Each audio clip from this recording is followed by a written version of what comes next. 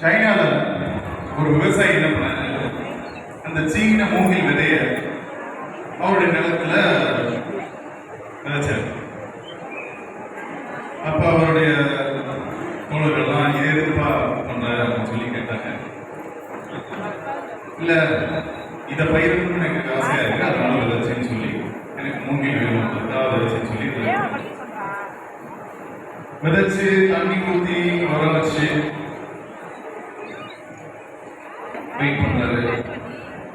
ஒரு வருஷம் முளைக்கவே இல்லை.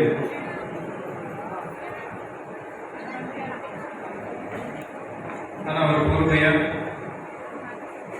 தண்ணி ஊத்திட்டே வராது, உரம் வச்சுட்டே இருக்காரு. 2 வருஷம்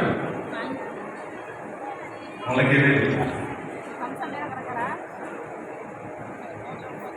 3 வருஷம் முளைக்கவே இல்லை. அப்ப அவரோட தோழர்கள்லாம் குடும்பத்தெல்லாம் இப்படி நிலத்தை வீணாக்கிறீங்க, 3 வருஷத்துல நீங்க நல்லா பயிரிட்டுக்கலாம். ஆனா அவரு அதுக்கெல்லாம் தலைவலி, தண்ணி ஊத்திக்கிட்டே இருக்காரு, உரம் வச்சுக்கிட்டே இருக்கு. 4 வருஷம் ஆயிடுச்சு, முளைக்கவே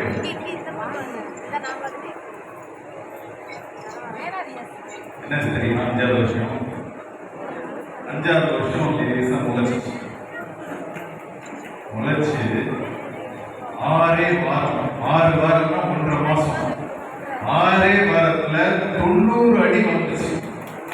90 அடினா பார்த்தா கூட அந்த துணி தெரியாது, அவ்வளோ உயரத்துக்கு 6 வாரத்துல வளர்ந்துச்சு.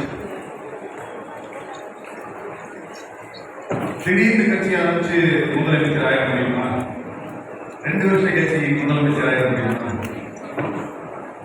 இது 2 வருஷம் இல்லைங்க, லாஸ்ட் 30 வருஷமா மக்கள் ஏகமா ரசிகர் மன்றமா தமிழ்நாட்டுக்கும் தமிழ் மக்களுக்கும் அதனால என்னெல்லாம் முடியுமோ மக்களுக்கு சேவையை செஞ்சு செஞ்சு செஞ்சு இப்போ அரசியல் வந்து நம்ம தளபதி தமிழக வெற்றி கழகம்னு ஆரம்பிச்சது மட்டும் இல்ல, 2 வருஷத்துல தமிழ்நாட்டிலே பெரிய கட்சி தமிழக வெற்றி கழகம் தான். அதுக்கு எக்ஸாம்பிள் நிர்வாகிகள்.